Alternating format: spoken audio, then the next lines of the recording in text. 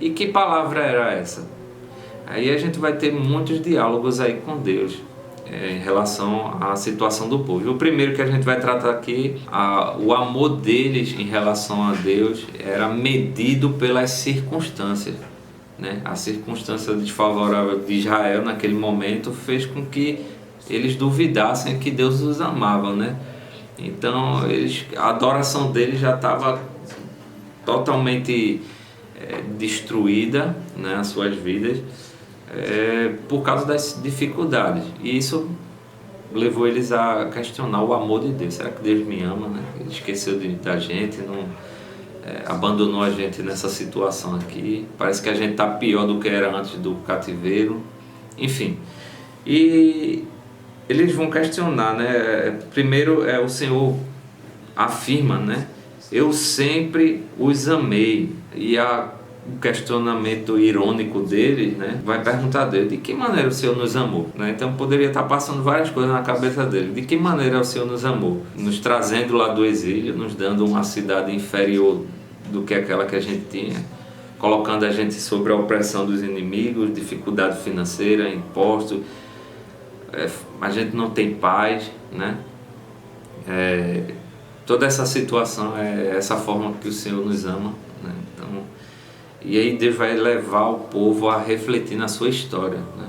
Então ele vai dizer: não era Esaú irmão de Jacó? Então a escolha, a vontade eterna do Senhor, né? Deus escolheu Jacó, e Jacó é o que? O pai ali da nação, né? Das 12 tribos, né? Jacó, que passou a ser chamado de Israel, das 12 tribos, né, de Israel, que formou a nação. Então ele vai dizer: vocês é um povo que eu escolhi, que eu sempre cuidei, né, que eu sempre amei. Eu rejeitei, não foi Esaú que eu escolhi, né? E Deus vai lembrar aqui, ó, quando vocês sofreram, né, a destruição, né, que os edomitas, que ele vai trazer aqui, os edomitas são descendentes de Esaú, participaram no sofrimento de vocês. Quando vocês sofreram a destruição lá do cativeiro, para ir para o cativeiro babilônico, os edomitas, que eram descendentes de Esaú, se alegraram com o sofrimento de vocês, né? Saquearam a cidade, participaram lá do sofrimento. E o que é que eu fiz, né? O Senhor vai dizer: eu esmaguei eles, né? Aquela cidade, por causa disso. Porque eles ainda queriam ser uma nação que iria se reconstruir, né? Ao seu ego, essa situação deles aí de perversidade. E Deus disse: ainda que vocês tentem voltar a se reconstruir, eu vou lá, vou destruir, né? Porque eu estou irado com vocês para sempre, porque eles participaram do sofrimento de Israel. Deus está mostrando pela história, pela sua escolha, pelo seu zelo, cuidado que ele sempre teve com a nação de Israel, né? E está dizendo: eu amo vocês desde o início, né? Eu escolhi vocês para ser a minha nação, né? Então a prova do amor de Deus é essa, que Deus, apesar de todo o sofrimento que eles estavam passando, Deus estava cuidando deles, estava se preocupando, estava, né, ensinando eles a como ser um povo melhor, certo? Então, como a gente pode pensar isso no nosso contexto, né? Na nossa aplicação hoje como igreja, né? Então, a gente está vivendo num mundo onde tem muitas dificuldades para a gente, né? Então, não sei qual é a sua dificuldade, os seus problemas, né? Todos nós temos problemas, né? O nosso país passa por um grande problema. Então, quando a gente para analisar as dificuldades, né, as coisas que vai nos levando a desanimar, a esfriar, a perder a vontade de servir o Senhor, né, esquecer das coisas do Senhor para procurar os nossos próprios interesses, né, então a gente está meio que parecendo com aquele ambiente ali de Malaquias, né? E eu não sei você, mas muitas vezes a gente pode parar para pensar assim: será que o Senhor me ama, né? Será que Ele está me castigando? Será que Ele esqueceu de mim, né? Porque eu estou passando por isso, né? Até quando o Senhor vai, né, cumprir as suas promessas, né? E aí todas essas causas aí levam a gente a ter uma vida espiritual de adoração ao Senhor,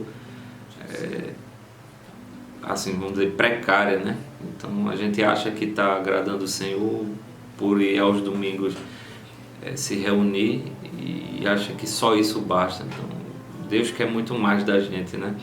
E Deus vai sempre lembrar: eu amo vocês, né? Eu amo vocês. Deus nos escolheu desde antes da fundação do mundo, né? Como Paulo fala, para ser o seu povo, né? A igreja. Então lembre-se, o amor de Deus vem na eternidade, antes da fundação do mundo. Deus nos escolheu para ser igreja, povo dele, certo? Deus nunca vai nos abandonar, apesar das dificuldades, das circunstâncias ao nosso redor. Eu vou ler um texto aqui para a gente finalizar, que está em Hebreus, no Novo Testamento, Hebreus capítulo 13, versículos 5 e 6. Diz assim: conservem-se livres do amor ao dinheiro e contentem-se com o que vocês têm, porque Deus mesmo disse: nunca os deixarei, nunca o abandonarei. Podemos, pois, dizer com confiança: o Senhor é o meu ajudador, nada temerei. O que me pode fazer os homens? O autor de Hebreus está lembrando dessa promessa que Deus fez desde o Antigo Testamento. O Senhor nunca vai esquecer da gente. A gente pode confiar, né? Ele é o nosso ajudador. Então, por mais dificuldade que a gente esteja passando na nossa vida, desânimo, algum problema, não desanime na questão da adoração a Deus, a ser uma pessoa íntegra, né? A buscar as coisas do Senhor em primeiro lugar, né? A se preocupar com o reino, né? Lembre-se, o Senhor é o nosso ajudador. Nada vai acontecer sem a permissão dele, certo? Então, o primeiro diálogo de Malaquias que eu quis trazer para a gente refletir é isso: é adorar a Deus mesmo em meio à dificuldade, certo? Vamos lembrar que o Senhor fez uma promessa, uma aliança com a gente. Ele nos ama. Não passe pela nossa cabeça de que Deus nos abandonou, de que Ele não nos ama, certo? E Deus nos ama muito, né? Ao ponto de ter dado o seu Filho como prova disso, certo? Ele é o nosso ajudador, nosso cuidador, tá? Então, que a gente possa pensar nisso, né, na nossa semana, e ver aquilo que a gente precisa melhorar como filhos, né? Para ser filhos fiéis ao Senhor. Que Deus lhe abençoe e que a próxima aula a gente possa dar continuidade a esse tema sobre adoração no livro de Malaquias. Fiquem com Deus.